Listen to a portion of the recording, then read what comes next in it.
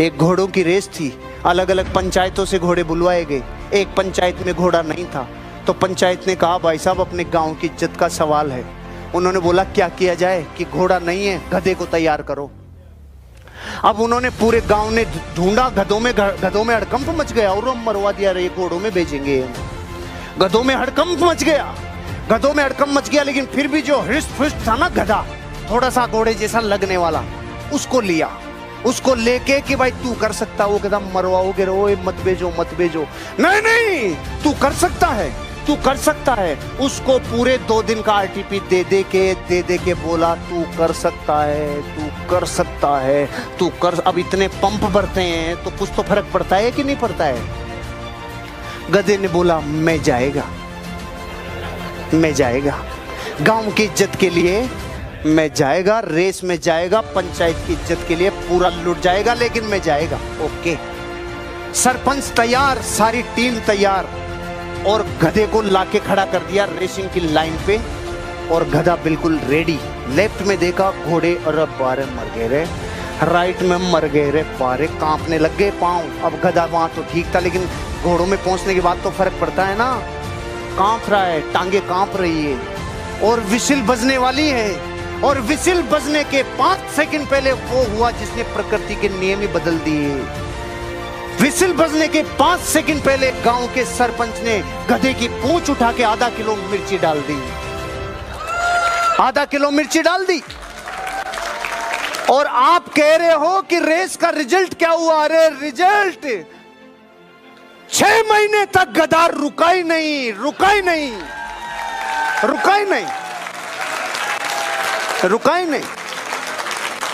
5-6 race और हो गई 6 महीने में, वो रुका ही नहीं। क्यों? जिसके आग लग रही होती है ना, आग, वो नहीं रुक सकता।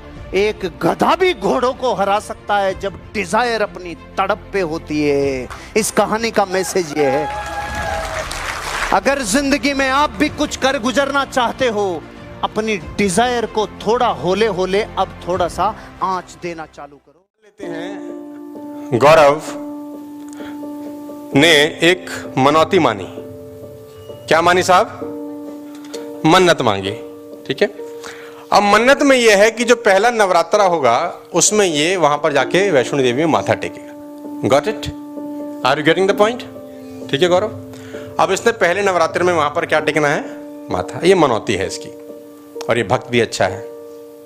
अब क्या हुआ, अब इसने ट्रेन बुक कराई हुई है अपने फैमिली के साथ, जो नई दिल्ली से जम्मू जाएगी, और वो ट्रेन है एक पर्टिकुलर डे में, एक पर्टिकुलर टाइम पे। ठीक है गौरव, अब गौरव अपने फैमिली को लेके नई दिल्ली स्टेशन जाता है। ठीक है गौरव, स्टेशन जाते ही ट्रैफिक में फंस जाता है और ट्रेन छूट जाती। ऐसा हो सकता है। अब ट्रेन छूट गई, अब ये क्या करेगा? मैं इससे पूछना चाहता हूं, क्योंकि इसने मनौती मानी है कि मुझे जाना है। क्या करेगा गौरव? गाड़ी बुक कराऊंगा, टैक्सी बुक कराऊंगा और निकल जाऊंगा। टैक्सी बुक कराऊंगा जम्मू तक, और आपको पता चलता है कि आज टैक्सी की हड़ताल है। आपको पता चलता है और तो सडन कि आज टैक्सी की स्ट्राइक है। बस में निकल जाऊंगा। आप बस में निकलते हैं, चलो फॉर द, आपका दिन बड़े अच्छे थे, बस की स्ट्राइक नहीं थी, आपने बस ली और आप बस में चले, और जैसे आप करनाल पहुंचे बस के आगे के 2 टायर पंचर हो गए। आप क्या करोगे? लिफ्ट लूंगा।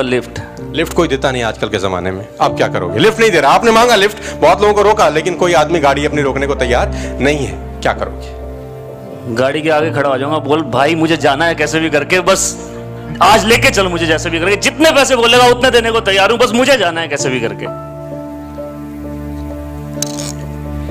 एक 400 किलोमीटर की यात्रा के लिए ये माइंड लगाता है कि मैं कैसे पहुंचूं।